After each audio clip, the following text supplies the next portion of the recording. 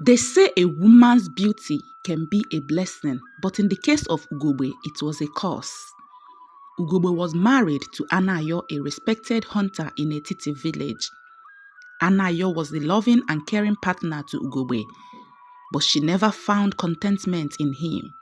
She wanted more than Anayo could give, and so she paid attention to the compliments she received from the men of a Titi village. She told herself that it was harmless to revel on the admiration of others, and she had done nothing wrong after all.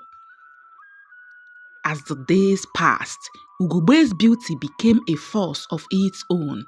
It drew men toward her like moths to a flame.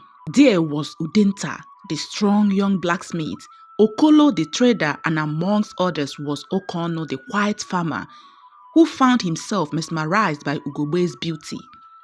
Just like her name Ugogbe, which means mirror, implied, she was a ray of beauty. Each man thought he was the only one who had caught her eyes. Ugogbe was delighted in their attention. Her encounter with the men excited and made her feel that her love for her husband Anayo had long since ceased to spark. She convinced herself it was harmless. These are flirtations in the shadows. After all, she would never cross the line. But the more she indulged, the stronger the attraction became, until the boundaries she had set for herself began to blur. Ugogbe suddenly became physically present and mentally absent each time she was with her husband Anayo. She was always thinking of the men whom she has hidden connections for. Anayo was a good man, a loving husband, and a provider, yet she felt there was something missing, something that these fleeting exchanges with other men seemed to fill. Little did she know these men had each begun to develop feelings that went beyond simple admiration. Ugogbe had unwittingly set fire to desires that could not be easily extinguished. One evening, while Ugogbe was coming back from the market under a guava tree by the road, was Udenta, the blacksmith, waiting for her. He had watched her movements and knew she was going to walk past the road, and so he planned to meet her there. "Ugogbe," he called, "you are such a beauty. You look even more radiant this evening." She felt a spark of excitement.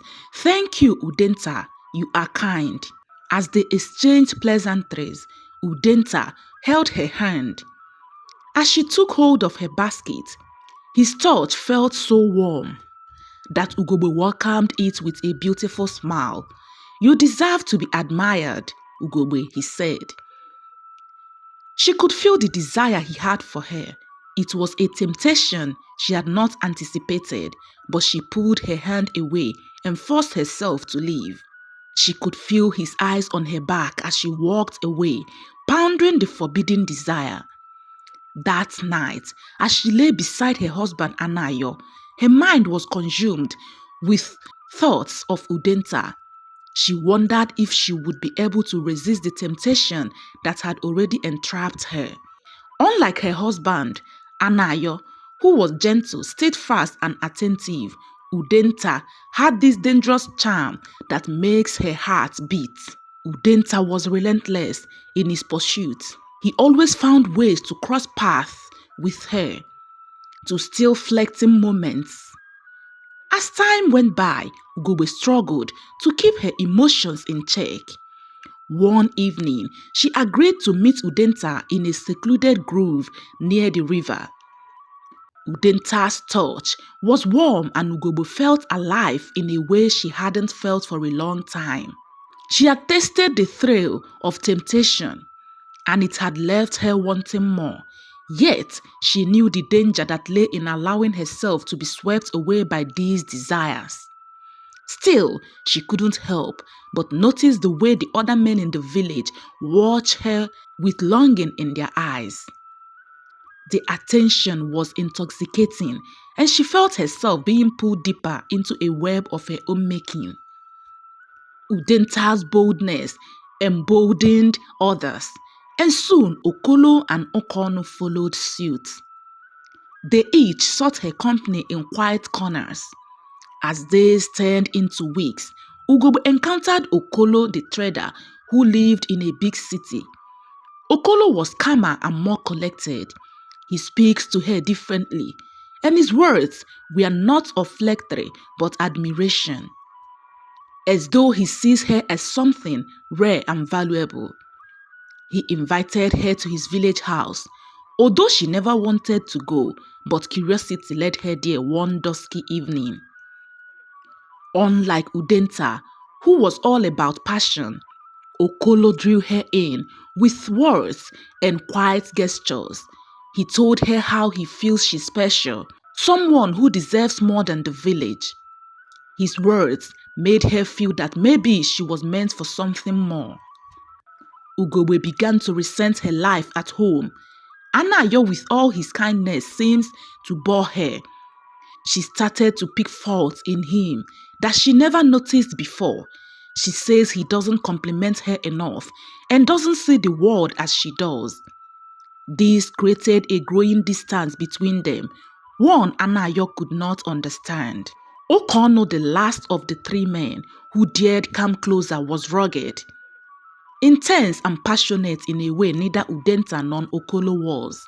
He was less refined, more raw, and he drew her in like a moth to flame. Okono doesn't just speak to her, he makes her feel needed, like she was his entire world. Their meetings usually take on a sense of urgency in hidden corners of the village at night where no one else dares to go. Okono became possessive, almost territorial in his affection, and Ugogbe found herself caught up in this emotionality. He often told her he would do anything to keep her, that he would fight for her if he had to. Ugogbe found herself juggling these attentions, and with each secret encounter, her heart grew restless. With the passage of time, she started telling small lies, claiming errands as a pretext for slipping out of the house to attend her clandestine meetings. Although she was scared of what the implications of her behavior might be, her interest was undeniable. She began to see herself as a queen of her own world, and the men of Fetiti her willing subjects. Yet, a small part of her couldn't help but feel that this behavior could end only in disaster. With time, Anayo began to notice the subtle changes. Ugogbe seemed not to be interested in him again. He took notice of the way the men of Fetiti looked at him and felt there was something strange in their look. It felt like guilt. At first, he dismissed the feeling and told himself it was nothing but his own imagination. But as Ugogbe continued to distance herself from him, doubt refused to let him ignore his feelings. He started to pay closer attention, watching Ugogbe more closely, catching the way her smile sometimes seemed forced and how she seemed almost restless. The thought of his wife betraying him was unbearable, but the signs were there, however slight. In his heart, Anayo knew he had to find out the truth. The bond they shared was fragile now, and if his suspicions were correct, it could shatter him completely. As Ugogbe continued to walk the fine line between loyalty and temptation, she remained unaware that her husband's suspicions were beginning to grow. And the men of Fetiti, each captivated by her, were none the wiser that their desires were now drawing them closer to a reckoning. They knew it was a taboo to sleep with a fellow man's wife, but allowed themselves to be tempted. As Ugogbe became more deeply involved with Okono, Udenta, and Okolo, each of them became increasingly possessive. They began to vie for her attention, trying to outdo each other. Okono brought her gifts, rare fruits from his harvest, things he would never even give to his wife. Okolo spent hours talking to her, feeding her dreams of a better life. He even suggested they leave the village together. Udenta, on the other hand, became almost desperate, insisting that she belonged to him alone. This rivalry brought an excitement but also a kind of fear into Ugogbe's life. She was now constantly on edge, arranging secret meetings, navigating between the men's desires and demands. Each meeting became a delicate dance of deception, desire and guilt. Months passed and the village began to talk. Someone saw her by the river with Udenta. Another saw her disappear into the barn with Okono. One day, while Anayo was returning from the forest where he had gone to check his traps, he met Ako, the village drunk. Ako spied him. "You workaholic, you are always hunting while the men of this village feast on your beautiful wife Ugogbe." Anayo's heart skipped and he questioned Ako's revelation. "What do you mean, you this village drunk? Be mindful of the things you say about a fellow man's wife," he said. "I tell you nothing but the truth. But if you think I am lying, ask your wife about what I have just said." Anayo has been suspicious of his wife, and hearing this from Ako triggered him. When he got home that afternoon, he tried to confront his wife Ugogbe, but she brushed him off. "So you do not know the woman you married? How can you even think of such?" she asked, and then walked out on him angrily. Soon, gossip became an ever-present force in the village. And despite Ugogbe's efforts to be discreet, rumors started swirling about her clandestine meetings with the married men. The village gossip, whose name was Ndidi, saw Ugogbe sneaking into an abandoned hut with Udenta one evening, and in no time she spread the news. Ndidi took advantage of small moments to stir up suspicion with each of the men's wife. First, she casually mentioned to Okono's wife that she saw him with another woman. Then, she planted seeds of doubt in Okolo's wife's mind, implying her husband's loyalty may not be as steadfast as she thought. Finally, she went and told Udenta's wife that she saw them sneaking into an abandoned hut. The men's wives, Ekemma, Nnenna, and Uchechi, did not initially believe Ndidi. They dismissed her gist as mere gossip. But as the rumors continued and more villagers subtly hinted at Ndidi's indiscretions, the wives' suspicions deepened.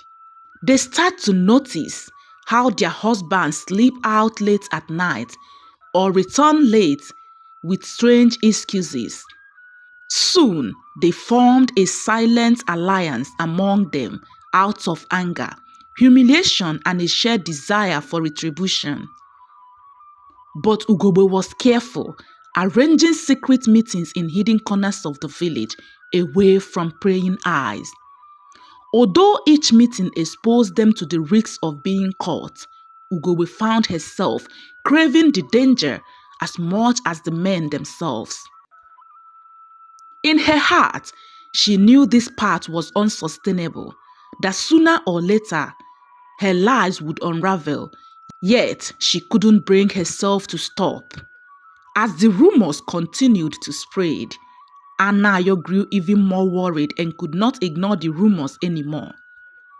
One evening, as Ugogbe returned from one of her secret meetings, she found him waiting for her.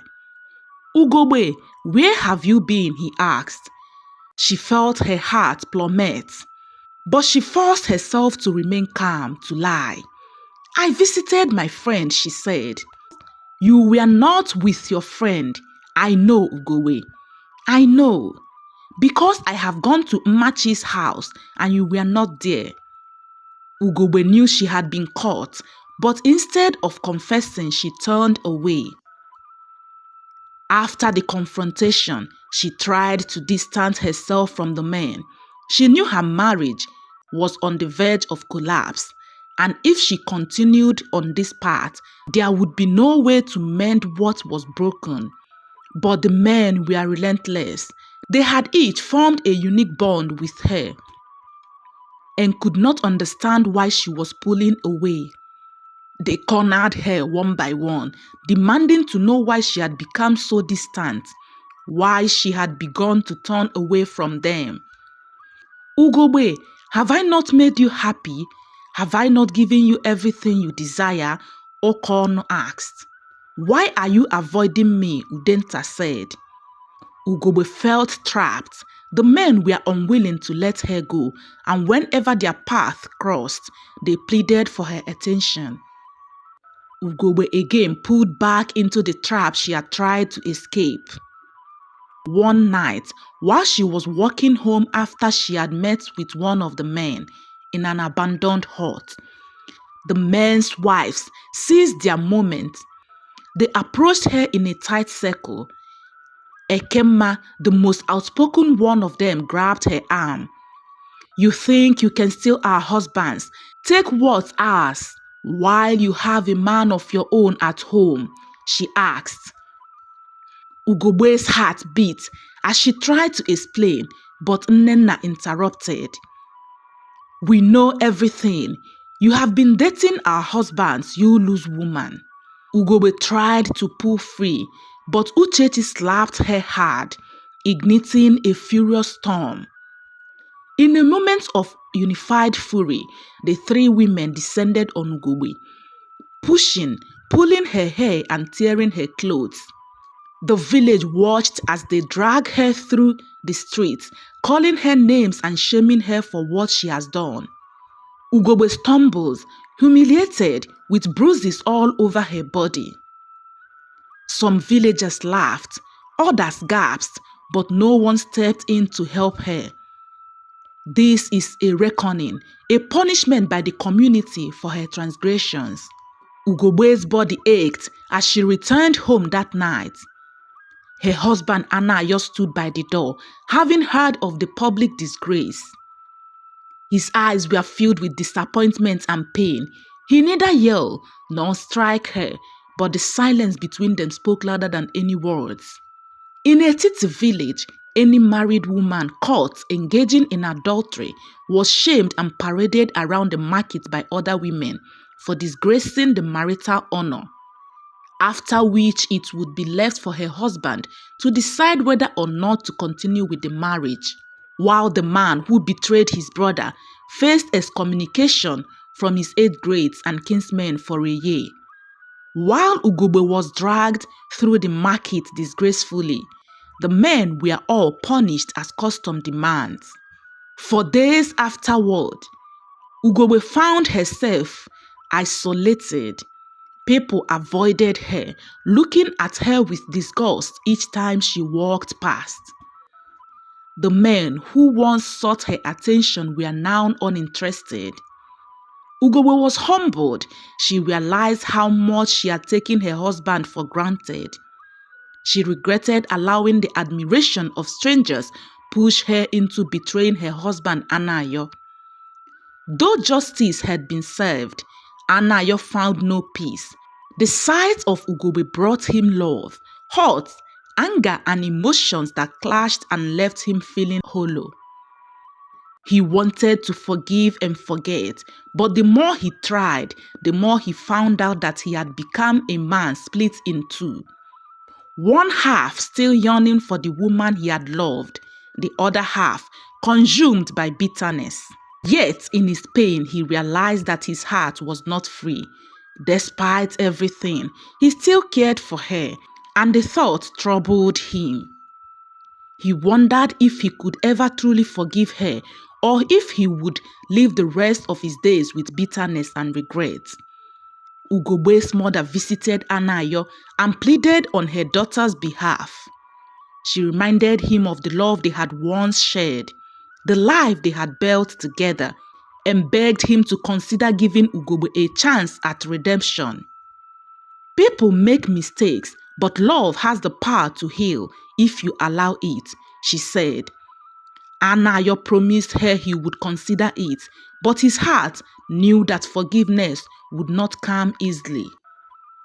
As weeks turned into months, one evening, Anayo approached Ugogbe and told her of his struggle, the wounds that refused to heal, and the shame of what happened that had hung over him like a dark cloud. I tried.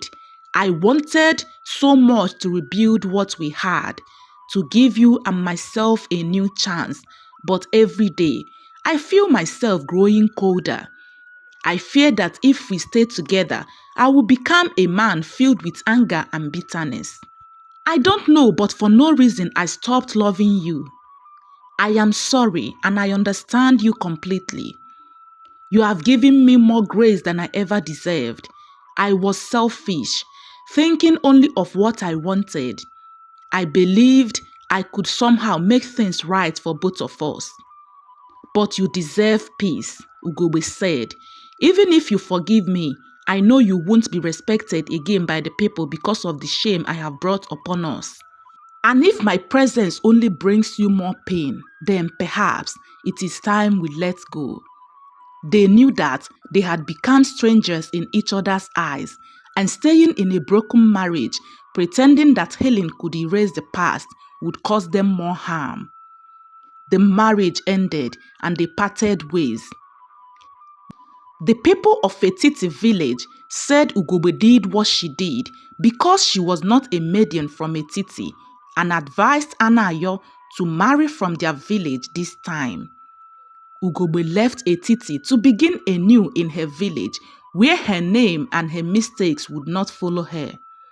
Despite the pain, they each continued their individual lives, trying to build something new from the ruins.